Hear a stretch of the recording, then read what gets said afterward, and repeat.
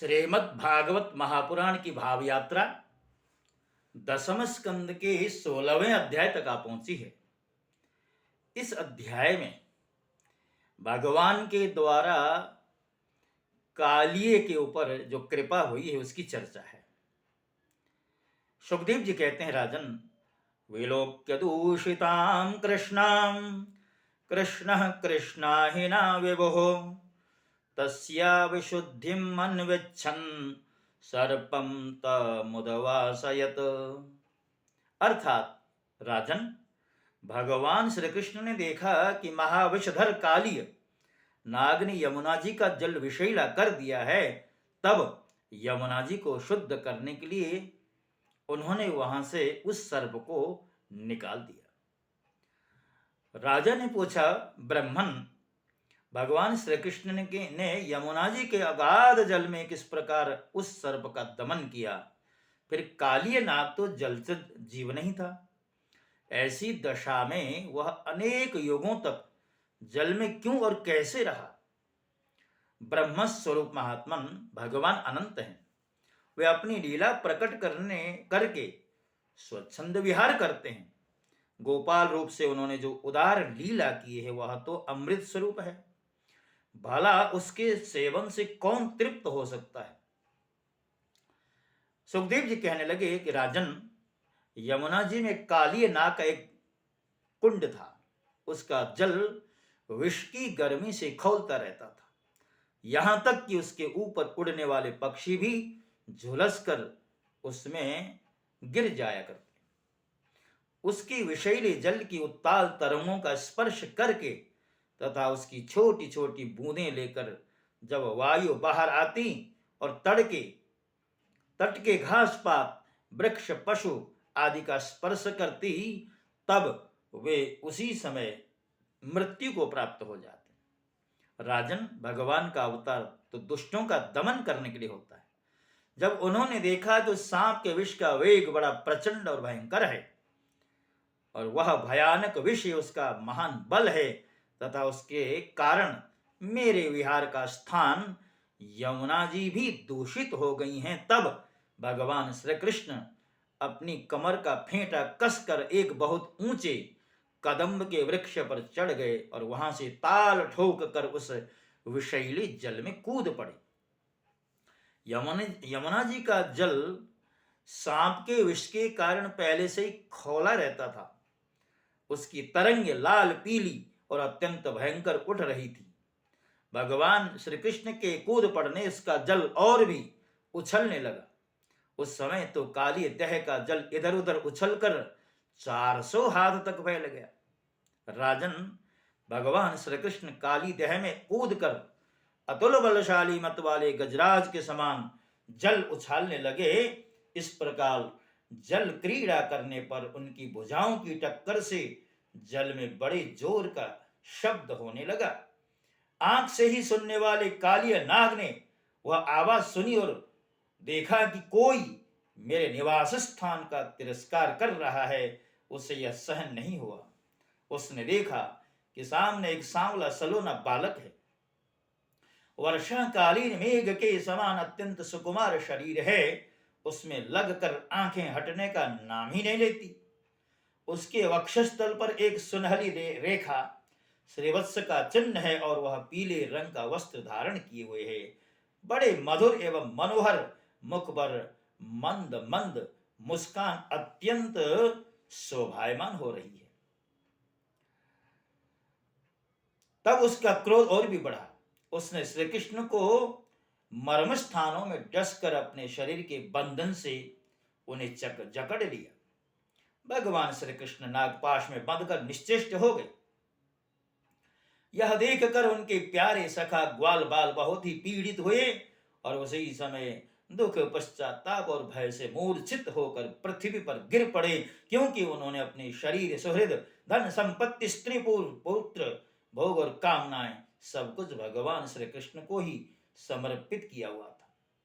गौएं, बैल, बछिया और बछड़े बड़े दुख से डकराने लगे। श्री कृष्ण की ओर उनकी एक टकटकी लग रही थी।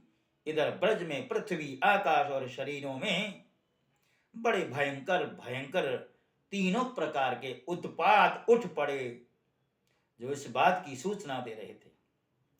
नंद बाबा आदि गोपों ने पहले तो उन अशगुनों को देखा और पीछे से यह जाना कि श्री कृष्ण बिना बलराम के ही गाय चराने चले गए। वे भगवान का प्रभाव नहीं जानते थे, इसलिए उन अपशगुनों को देखकर उनके मन में यह बात आई कि आज तो श्री कृष्ण की मानो मृत्यु ही हो जाएगी। वे उसी क्षण दुख शोक और भय से आतुर हो गए। क्यों न हो श्री कृष्ण ही उनके प्राण धन और सर्वस्व जो थे। राजन ब्रज के बालक वृद्ध और स्त्रियों का स्वभाव गायों जैसा ही वात्सल्यपूर्ण था। वे मन में ऐसी बातें आते ही अत्यंत दीन हो गए। बलराम जी स्वयं भगवान के स्वरूप और सर्वशक्तिमान हैं। उन्होंने जब ब्रजवासियों को इतना कातर और इतना आतुर देखा तब उन्हें हंसी आ गई, परंतु वे कुछ बोले नहीं, चुप ही रहे। ब्रजवासी अपने प्यारे श्री कृष्ण को ढूंढने लगे। कोई अधिक कठिनाई न हुई, क्योंकि मार्ग में उन्हें भगवान के चरण चिन्ह मिल जाते थे। जौ कमल अंकुश आदि से युक्त होने के कारण उन्हें पहचान हो जाती थी।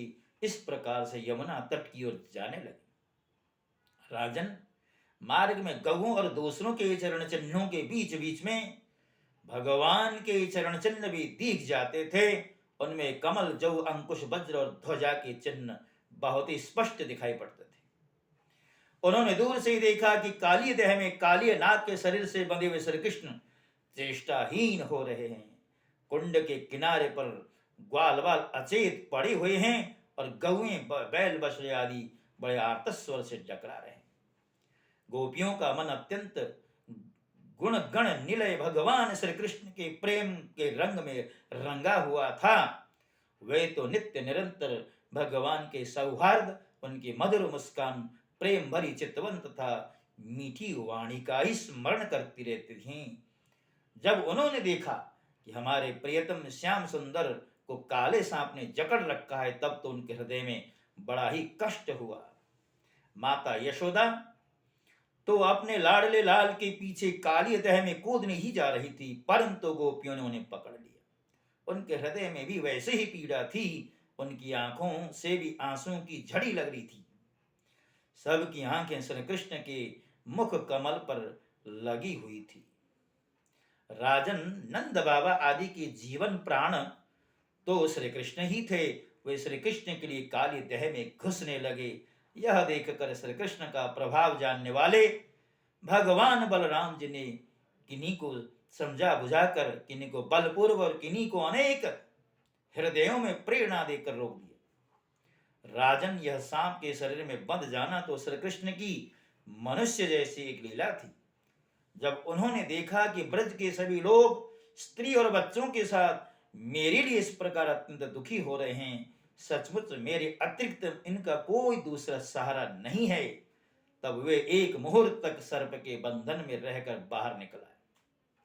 भगवान श्री कृष्ण ने उस समय अपना शरीर फुलाकर खूब मोटा कर लिया। इससे सांप का शरीर टूटने लगा।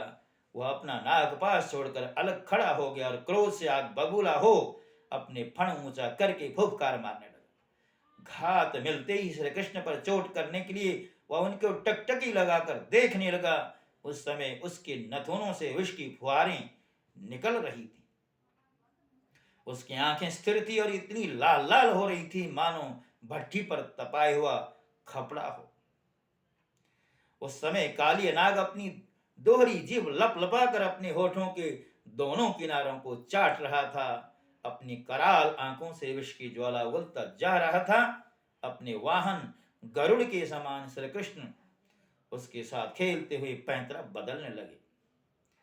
इस प्रकार पैंतरा बदलते बदलते उसका बल क्षीण हो गया। तब भगवान श्री कृष्ण ने उसके बड़े बड़े सिर को तनिक दबा दिया और उछलकर उस पर सवार हो गए। काली नाग के मस्तकों पर बहुत से लाल लाल मणियां थीं। उनके स्पर्श से भगवान के सुकुमार तलुओं की लालिमा और भी बढ़ गई। भगवान के प्यारे भक्त गंधर्व, सिद्ध, देवता, चारण, देवांगनाओं ने जब देखा कि भगवान कालिए के फण पर नृत्य करना चाहते हैं, तब वे बड़े प्रेम से मृदंग, ढोल, नगारे आदि बाजे बजाते हुए सुंदर सुंदर गीत गाने लगे। राजन, कालिए नाग के 101 सिर थे। वह अपने जिस सिर को नहीं झुकाता था, उसी को प्रचंड दंडधारी भगवान अपने पैरों की चोट से कुचल डालते। इससे कालिए नाग की जीवन शक्ति क्षीण हो चली। तनिक भी चेत होता तो वह अपनी आंखों से विष उगलने लगता और क्रोध के मारे जोर जोर से फुफकारे मारने लगता। इस प्रकार वह अपने सिरों में से जिस सिर को ऊपर उठाता, उसी को नाचते हुए भगवान श्री कृष्ण अपने चरणों की ठोकर से झुकाकर रौंद डालते। राजन, भगवान की इस अद्भुत तांडव नृत्य से कालिए के फण रूप छत्ते छिन्न भिन्न हो गए। उसका एक एक अंग चूर चूर हो गया और मुंह से खून की उल्टी करने लगा। भगवान श्री कृष्ण के उदर में संपूर्ण विश्व है, इसलिए उनके भारी बोझ से कालिए नाग के शरीर की एक एक गांठ ढीली पड़ गई। उनकी एड़ियों की चोट से उसके छत्र के समान फण छिन्न भिन्न हो गए। अपने पति की यह दशा देख कर उसकी पत्नियां भगवान की शरण में आईं। उस समय उन साध्वी नाग पत्नियों के चित्त में बड़ी घबराहट थी। अपने बालकों को आगे करके वे पृथ्वी पर लौट गईं और हाथ जोड़कर उन्होंने समस्त प्राणियों के एकमात्र भगवान श्री कृष्ण को शरणागत वत्सल मानकर अपने अपराधी पति को छुड़ाने की इच्छा से उनकी शरण ग्रहण की। नाग पत्नियों ने कहा, प्रभु, आपका यह अवतार ही दुष्टों का दंड देने के लिए है, इसलिए इस अपराधी को दंड देना सर्वथा उचित है।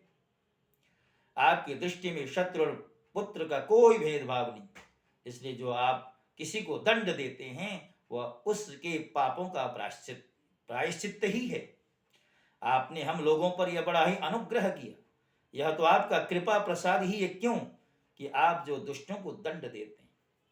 अवश्य ही पूर्व जन्म में इस कालिए ने स्वयं मान रहित होकर दूसरों का सम्मान करते हुए कोई बड़ी तपस्या की होगी, अथवा सब जीवों पर दया करते हुए इसने कोई बहुत बड़ा धर्म किया हो, तभी तो आप इसके ऊपर संतुष्ट हुए हैं, इसके फणों पर नृत्य कर रहे हैं। भगवान, हम नहीं समझ पाती कि यह इसकी किस साधना का फल है, जो यह आपके चरण कमलों की धूल का स्पर्श पाने का अधिकारी हुआ है।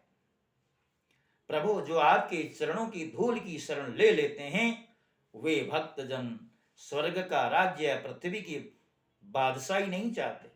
स्वामी, यह नागराज तमोगुणी योनि में उत्पन्न हुआ है और अत्यंत क्रोधी है, फिर भी इसे आपकी वह परम पवित्र चरण रज प्राप्त हुई जो दूसरों के लिए सर्वथा दुर्लभ है।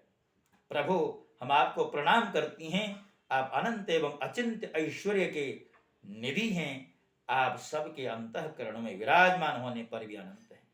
आप सब प्रकार के ज्ञान और अनुभवों के खजाने हैं।